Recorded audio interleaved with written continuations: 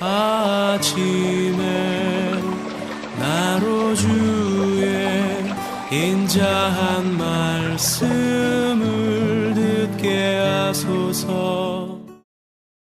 성도 여러분 안녕하세요. 토요일입니다. 오늘도 하나님의 사랑이 여러분들의 삶의 자리에 가득하기를 간절히 소망합니다. 말씀하고 봅니다. 누가복음 8장 22절부터 25절까지의 말씀을 제가 봉독해 드립니다. 하루는 제자들과 함께 배에 오르사 그들에게 이르되 호수 저편으로 건너가자 하시매 이에 떠나 행선할 때 예수께서 잠이 드셨더니 마침 광풍이 호수로 내리침에 배에 물이 가득하게 되어 위태한지라.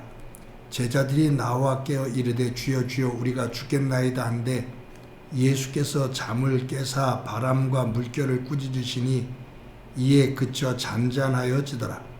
제자들에게 이르시되 너희 믿음이 어디 있느냐 하시니 그들이 두려워하고 놀랍게 여겨 서로 말하되 그가 누구이기에 바람과 물을 명하며 순종하는가 하더라.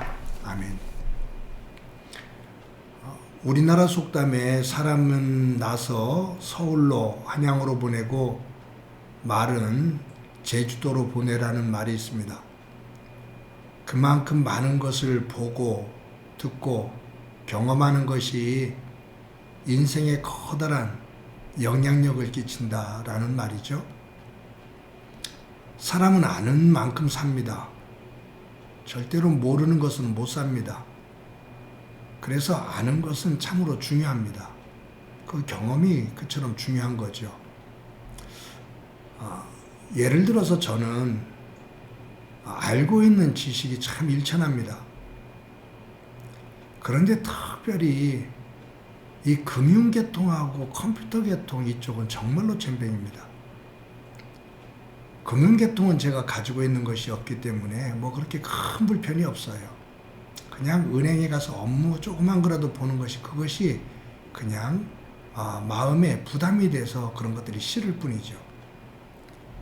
근데 이 컴퓨터는 안 할 수가 없잖아요. 지금도 이 녹화하는 것도 사실은 컴퓨터 작동이 돼야 되고요. 설교 작성하는 것도 그렇고요. 그리고 제가 설교를 하러 올라갈 때 태블릿을 가지고 올라가거든요. 그런 것들을 사용하는데 겁이 나는데 친구 목사가 그렇게 하는 것이 훨씬 더 좋다고 유용하다고 그래서 태블릿을 하나 구입해서 사용하는데 잘 사용하다가도 어느 순간 문제가 생기면 어떻게 감당할 수가 없습니다. 조그만 것 하나가 문제가 생겨도.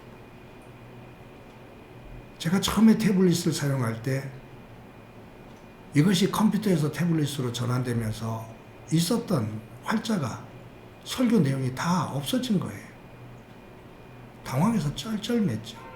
그냥 버튼 하나만 누르면 재생이 되는데 그걸 모르니까. 그래서 제가 지금도 컴퓨터에서 뭐 하나가 뜨기 시작하고 뭐가 오작동이 되어지면 아주 난감해합니다. 그래서 이 부교육자들하고 가까이 있는 친구 목사가 저 때문에 애를 먹어요. 근데 이것이 저의 문제만은 아니에요. 제가 그런 사고를 가지고 그러한 어떤 두려움이 있고 활동을 잘 안 하니까 그쪽에 관심이 별로 없으니까 저희 두 아들도 컴퓨터라면서 직장 생활하고 자기들이 뭐 학교를 다니면서 할 것은 이렇게 하는데 컴퓨터에 대해서 그렇게 호의적이질 않아요. 제가 프로그램도 좀 배우고 시스템에 대해서 더 많은 것들을 알아야 될 것이 아닌가라고 서로 대화하다 보면 그냥 쓸 만큼만 쓰겠다고 더 컴퓨터에 대한 매력을 그렇게 느끼지를 못하고 있습니다. 아마 제가 가지고 있는 성향, 그러면서 살면서 보았던 것, 함께 느꼈던 것, 그 정서가, 그 DNA가 그렇게까지 머물러 있는 것 같아요. 그래서 부모에게서 듣고 보고 생활하면서 배운다는 것은 삶에 지대한 영향력을 끼칩니다. 그래서 큰 책임감을 갖게 돼요. 저는 오늘 본문의 사건도 그런 의미 속에서 한번 묵상해 봅니다. 예수님께서 제자들에게 우리 배를 타고 저 호수, 갈릴리 호수 저 건너편으로 건너가자라고 말씀합니다. 제자들이 예수님을 배에 태우고 예수님께서 지명하신 건너편으로 갑니다. 그다음 광풍을 만나요. 큰 물이 밀려 들어옵니다.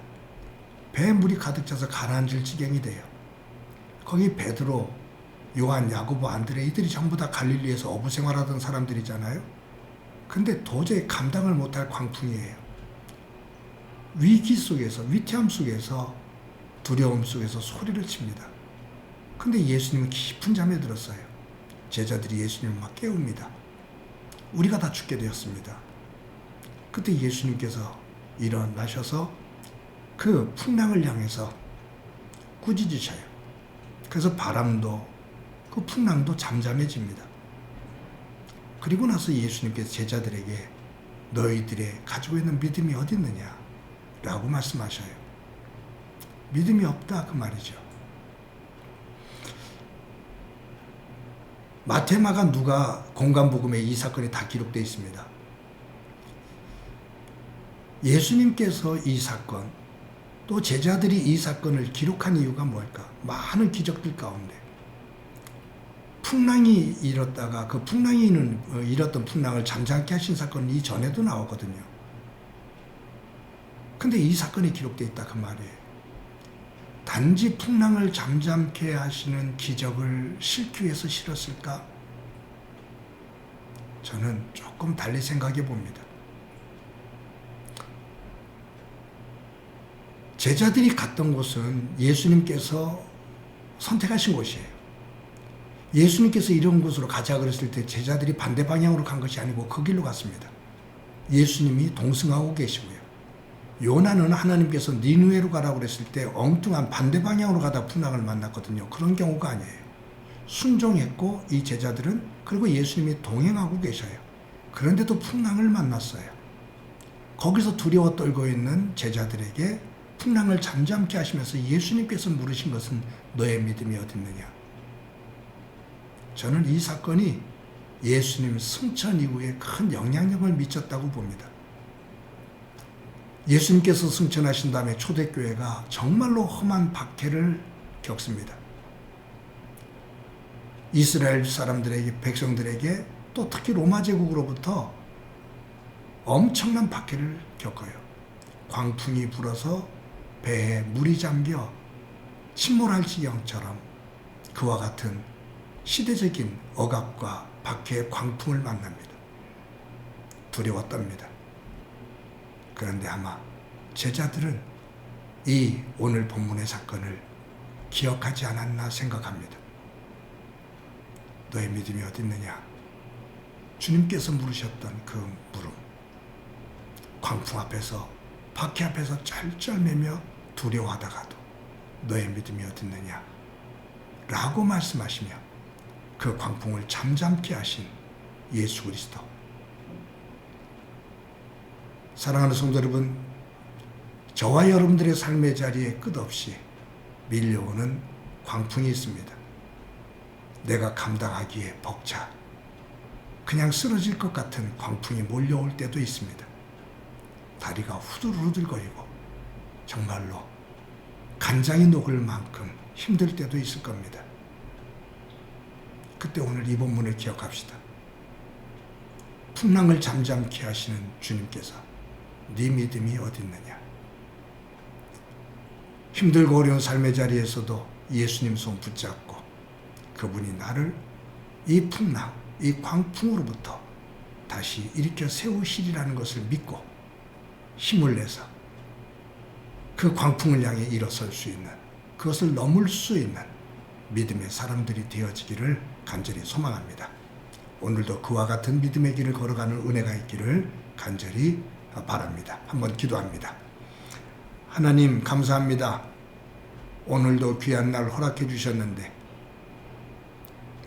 오늘 주신 이 말씀, 광풍을 잠잠케 하시며 너의 믿음이 어디 있느냐라고 주님 물으셨는데 우리의 삶의 자리에 우리에게 덮쳐오는 광풍, 위기, 그 속에서 두려워 주저앉지 않게 하시고 내 믿음이 어디 있냐라고 물으시는, 그러며 우리와 함께 하시는 주님의 손을 잡고 삶의 자리에 밀려오는 광풍을 맞서서 이겨내며 그 너머에 있는 잠잠한 그 세계를 볼 수 있도록 은총 베풀어 주옵소서.